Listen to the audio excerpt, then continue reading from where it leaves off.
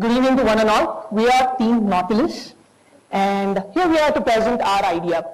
And a couple of months back, when we were working on the problem, trying to identify a grave issue, one of the teammates' grandfather was ill, and he was an immediate requirement of an AB negative blood.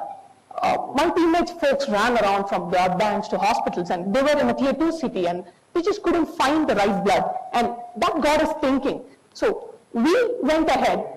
In Chennai, we went around 7 to 10 blood banks, and we inquired, and we found a lot of interesting features. So how pressing is this issue?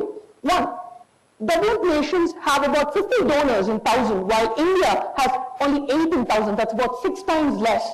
In India, paid donations are banned, which means there is only voluntary donation or replacement donors. Next, the demand is 12 million units, while the supply is only 9.3. So 22% demand-supply gap. While in an accident, major accident, you will require about 8 to 10 units of blood. A person can donate only 2 units of blood at max. And the best part is, the blood has a limited shelf life, which means a blood can have only for 42 days, a packed RBCs will be there for 35 days, and plasma, which is very much required in case of a dengue, will have only 5 days shelf life. So what was the issue with all these blood banks? Was it the presence of donors? Well, we realized that it was not the donors the problem, but how to contact them, how to find the donors. So what happened was the communication, how to communicate to the donors. The blood banks used conventional methods, that is phone calls, SMS, and emails. What are the problems with these? One, they're expensive. It takes about 1.5 rupees to make a phone call. They're slow. It takes about 2 minutes to contact one donor, and they're non-targeted. I might be trying to contact a donor who's right now in Bangalore while I'm in Chennai. And limited connectivity. Given the time span, I can contact a maximum of 10 to 20 donors. And what the blood banks do, they have a registry list, which they go on, and they really never contact the new donors. It's always contacting the donors from their own registry list. And sometimes these requests are perceived as spam or hoax. Now, the problem is even the major ones, Cancer Institute, all which is use these conventional methods of communicating to the donors. So what we propose is Bloodline. It's a mobile-based web application. It connects donors with healthcare facilities, and we use smartphone and internet connectivity. What you see here is a picture of a sign-up page for Bloodline. It's easy to sign up. All we need is your phone number. Moving on. So how does Bloodline work? Hospitals place a request with the Bloodline server, and Bloodline server immediately creates a list of all relevant donors from the user base, and those relevant donors will be contacted. Also, an individual can place a request with the Bloodline server, and all the relevant donors will be again contacted through the Bloodline server. This is how the Bloodline works. So how does Bloodline fare with the conventional technology? So Bloodline, to start with, uses smartphone and GPRS. The number of donors contacted by Bloodline is about 100,000 to 200,000, while the conventional use about 10 to 20. And time to contact the donor is about 0.033 minutes, while it's about 2.5. And the cost per donor is significantly less.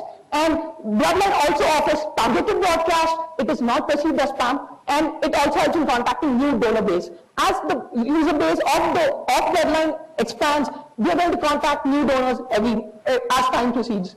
So what is Bloodline's market?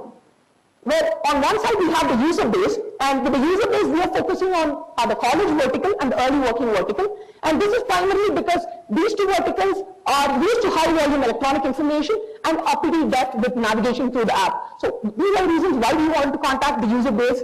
And who are the people who are going to receive the blood? One is the healthcare institutions, which will be the general, specialty, multi-specialty, government, private, and charitable. And also we are focusing on individuals in need of blood. So this is a TAM-SAM analysis. So ideally, assuming that every hospital and every patient who's requiring blood uses Bloodline, we are looking at a market of 101 crores. And given that not all hospitals might come, the major ones might come, for the available market, we are looking at about 62.32 crores. And given the constraints, given the limited resources, we are looking at even a high market of 49.86 crores. Moving on. So how does Bloodline communicate to people? So what is the communication strategy? To improve the user base, we have a referral campaign where we will be awarding kindles for top 2 people, and we're looking forward to include the college presence. And from the blood donation wise, we want to arrange Mythbuster drives and partner with NGOs, WHO, and Health Ministry of India. But the bottom line is, Bloodline will be perceived as a network for life. So what is the roadmap ahead? The first milestone will be by December 2013, we will be launching Bloodline, and phase 2 will be expansion in Chennai, and 3 updates will be released. By phase 3, there will be expansion to Bangalore and Hyderabad, and there will be increased support for iPhone and Windows phones. By May 2015, we are looking at a pan-India presence with 3 more updates released, covering Mumbai, Kolkata, and New Delhi. Moving on. So what is the pricing?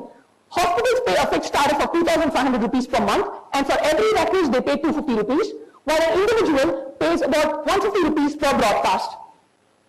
So this is a capital structure, and we are looking at a debt proportion of 0 and a promoter's quota of 34%. Moving on. This is for assumptions for the demand in Chennai, Bangalore, Mumbai, and Hyderabad. And this is for New Delhi and Kolkata. Next. So this is the cash outflow. We are looking forward to expand by 2015, how the team expands and the salaries taken by the staff and the CEO. Next. And this is the capital expenses that we will be looking at, including the legal expenses and the technological infrastructure. And this is the capital budgeting of our project, and where are the revenues coming from and how much we will be spending on marketing and operational expenditure. And this is the cash flow statement, where we will be looking at an infused equity of 73% and an upfront equity of 36%. Moving on. This is a profit and loss statement which we will be looking at as a Bloodline organization. This is Bloodline team, and we believe that it's a very strong team. Myself, Ashwin Krishnamurthy, I will be heading over the operations, and I have interned at IDC and GE Global Research Center. Vasant Sriva, my teammate, who will be heading the marketing and strategy team, has a rich experience in supply chain management with a HUL intern. Vignesh Rajagopalan, who is not a part of the NSE team, will be heading over the technical part of Bloodline. He is a creator of Everblogger, a blogging platform for Evernote. And Shiva Rajagopalan will be heading the sales and finance team, and Priyanka will be heading the design team. What you saw before, the user interface was designed by Priyanka. And the board of advisors which we are looking at will be 4 boards of advisors. One will be a mentor from CTIDES, other will be Dr. Jagannathan, and third will be a seasoned entrepreneur from the mobile application space, and the 4th one will be a doctor and or a manager from the healthcare space. Now, what we would like to emphasize here is, Bloodline is a rapidly scalable idea. We are looking at a pan-India presence in less than 2 years, and being a web-based idea and not at all capital intensive, so this makes Bloodline a very, very feasible idea and ready to implement. And that's it. Thank you.